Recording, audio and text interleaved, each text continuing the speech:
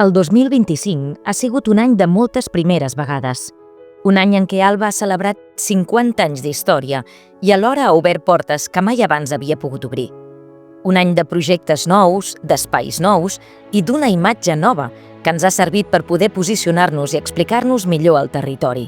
Aquest any de celebració ha estat l'any 25, l'any del 50è aniversari, i podem marcar què ha estat el més important. Per mi, aquelles 8 persones que amb un pregó coral es van posar en el ple de l'Ajuntament a fer per primera vegada un pregó conjunt, trencant estigmes i demostrant la seva voluntat i la seva capacitat de transformació.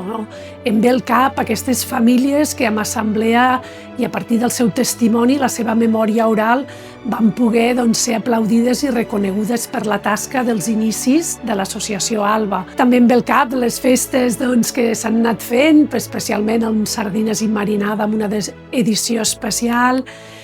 A ple agost arrencàvem la llar residència tan esperada, que és la Bassa, un equipament que ha costat molt però que ha millorat, i les persones que entraven a viure i van decidir que volien fer aquest pas i anar a viure en un entorn que els generés millor benestar.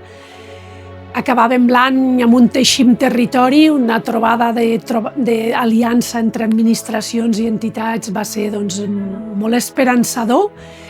I això és tot el que ens emportem d'aquest 25, una quantitat de projectes i celebracions, però sobretot saber comunicar molt millor què és el que estem fent i com podem transformar el nostre territori. I mentre estàvem de festa i celebràvem els 50 anys, Alba no ha deixat de treballar i d'oferir serveis i recursos a moltes persones.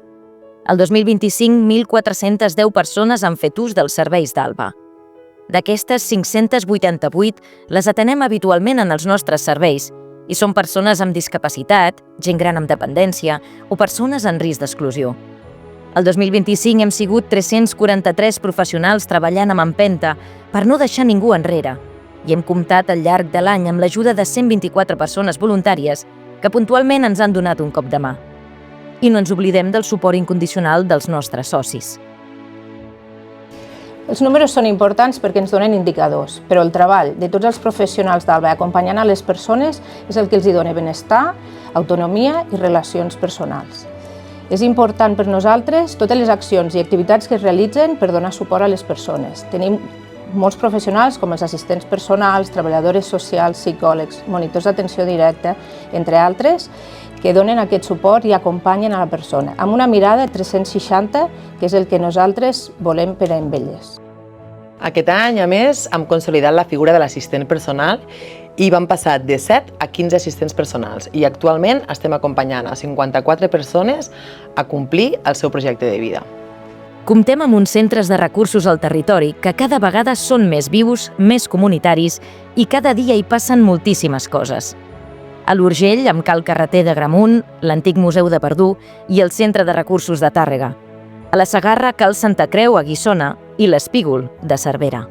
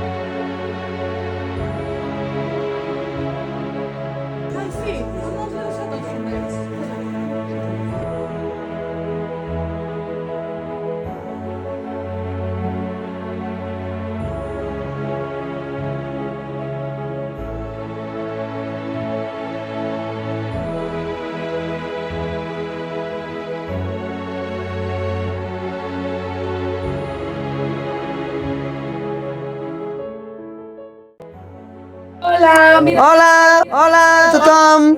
Ens trobem a l'Espígol, que és un centre on venen 15 persones i es caracteritza molt per fer coses a la comunitat. Quines coses fem a la comunitat? Sensació. Què més? I llengua de signes, fem activitats per a tothom amb llengua de signes. I també us hem dit una cosa molt important, que aquest any estem de celebració. Fem 20 anys, o sigui que us convidem a totes i a tots a vindre perquè la liarem grossa i farem una festassa.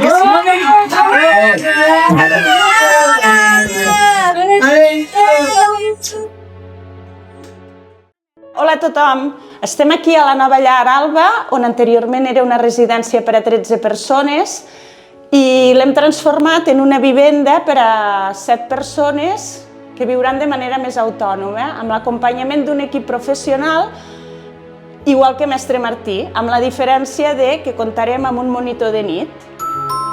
Ai, mira, ja tenim aquí l'Aivet. Hola, bon nit. Bon dia. Au, passa, Aivet, passa. Que guapo. Que feia molt temps que esperaves poder vindre aquí. Et fa il·lusió, Molt bé. La Ivet fa 9 anys que està vivint a Canaleix i amb la PCP, no? La planificació centrada a la persona, feia aquesta demanda i per fi, no? S'ha fet realitat això, que sí? Que guai. Doncs ho hem aconseguit. Vinga, doncs ara, si per cas, te l'aniré a ensenyar una miqueta.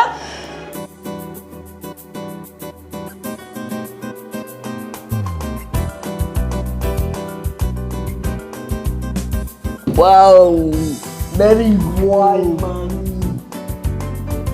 Wow, que guapo. Què et sembla? Que bien. L'àrea de treball d'Alba, que inclou el Centre Especial de Treball, compta amb 188 persones treballadores, de les quals 98 són amb discapacitat.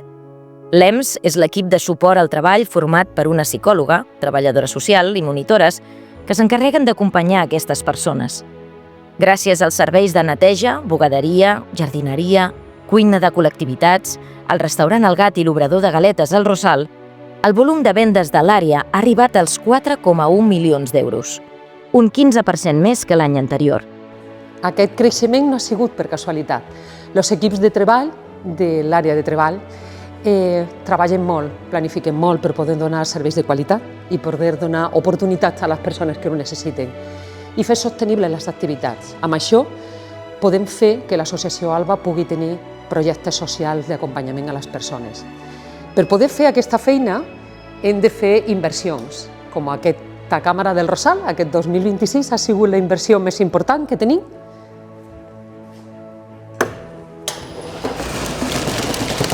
Mariluz, hola, Antònia. Les expliques una miqueta a la Doncs mira, càmera? aquesta càmera pel Rosal ha suposat un gran avenç, no? Perquè ens dona la capacitat de preparar les comandes per avançar, de mantenir el que és la galeta amb xocolata en unes condicions òptimes, sobretot els mesos que venen amb més calor.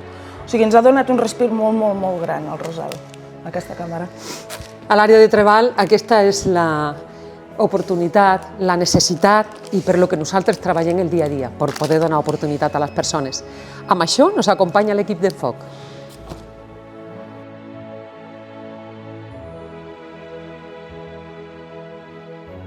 Des del servei d'Enfoc ens encarreguem d'orientar, formar i acompanyar a través de diferents programes a les persones per a que trobin feina. Ara entrarem que estan fent una formació a la sala Joan Isal.